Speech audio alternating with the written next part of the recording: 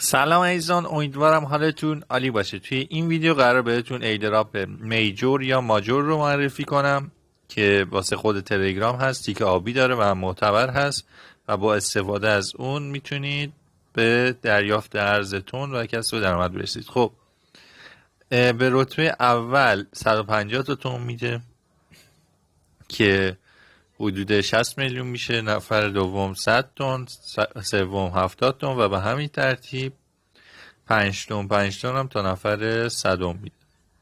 حالا چجوری ما در این میجور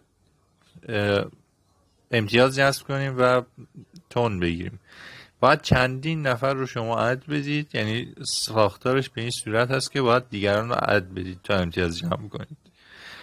بعد که اد دادید به شما ستاره میده و با استفاده از اون میتونید ستاره جمع کنید. حالا یه قسمت اینجا داره به اسم بوست رنگ، روش که بزنیم اینجا با خود ارز ماجور یعنی میتونیم ستاره جمع کنیم، یعنی خود ارزش رو باید خریداری کنید و با استفاده از اون بتونید از این ستاره استفاده کنید. اینجا یه قسمت فرند داره این پایین. خب اینوایت فرند رو باید بزنید برای اینکه فرند جمع کنید. روش بزنیم الان.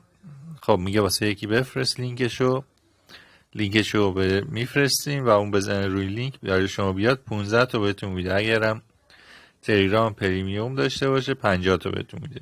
قسمت ارن داره که به ما یه سری مسئولیت ها داده که باهاش میتونید ستاره جمع کنید. یه بخش هیستوری هم داره که اینجا بکنم اطلاعات ادفرندی و این چیزا رو نشون میده. اگر میخواین عضو بشین لینکش رو واسهتون توی توضیحات میذارم، بعد روش بزنید و عضو بشید. لینکش رو توی توضیحات میذارم، کنار عنوان یک فلش سمت پایین هست، کنار عنوان ویدیو اونو میزنید باز میشه توضیحات، روی لینک میزنید و وارد میشید و ثبت نام میکنید در ربات.